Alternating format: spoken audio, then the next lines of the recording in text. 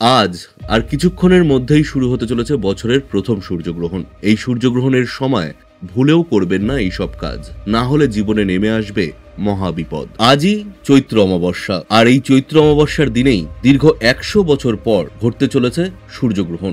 জ্যোতিষশাস্ত্র মতে এই গ্রহণ খুবই গুরুত্বপূর্ণ বলে মনে করা হচ্ছে।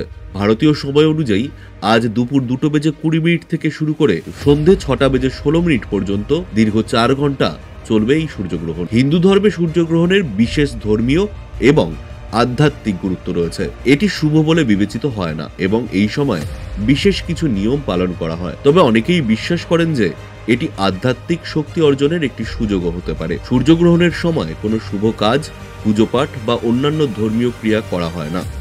সাধারণত গ্রহণ শুরুর 12 ঘন্টা আগে থেকে সূতক কাল শুরু হয়। এই সময় কিছু নিয়ম মেনে চলার পরামর্শ দেন জ্যোতিষ বিজ্ঞানীরা। তবে এই সূর্যগ্রহণের সময় কোন কোন কাজগুলি একদমই করা উচিত নয় এবং ভারত ও বাংলাদেশে সূর্যগ্রহণের সময়সীমায় কি ব্যবধান রয়েছে, এই বিষয়ে কি জানিয়েছেন বিজ্ঞানীরা, জানিয়ে দেব সম্পূর্ণ বিস্তারিত ভিডিওতে। তাই অবশ্যই ভিডিওটি শেষ পর্যন্ত দেখবেন এবং আপনি আপনার জেলার নাম ভিডিওর কমেন্ট বক্সে কমেন্ট করে আমাদের জানিয়ে দেবেন। আপনার জেলার নতুন কোনো খবর বেরিয়ে এলে আমরা আপনাকে জানিয়ে দেব। একটা ছোট্ট অনুরোধ আপনার কাছে, ভিডিওটিতে একটি লাইক করবেন এবং আপনি এই চ্যানেলটিতে নতুন হলে চ্যানেলটিকে সাবস্ক্রাইব করে পাশের বেল বাটনটি বাজিয়ে দেবেন পরবর্তী খবরগুলো সবার আগে দেখার জন্য।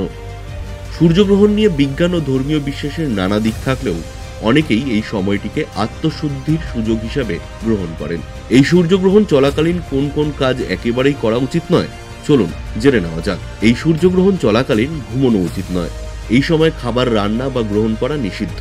তবে বৃদ্ধ ও গর্ভবতী মহিলারা ফল খেতে পারেন। গর্ভবতী মহিলাদের গ্রহণের সময় ঘরের বাইরে না যাওয়াই ভালো।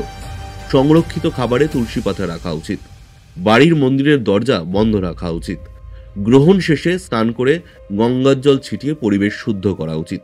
এই সময় ভগবানের মন্ত্র জপ করা শুভ ফলদায়ক বলে মনে করা হয়।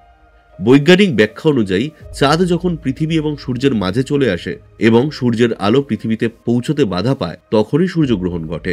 এটি কেবল অমাবস্যার দিনেই সম্ভব, কারণ তখন চাঁদ পৃথিবীর কক্ষপথের কাছাকাছি থাকে। বছরের প্রথম সূর্যগ্রহণটি আংশিক সূর্যগ্রহণ হতে চলেছে, যা ইউরোপ, উত্তর এশিয়া, উত্তর আমেরিকা, আটলান্টিক মহাসাগর এবং উত্তর মেরুর কিছু অংশে দৃশ্যমান হবে।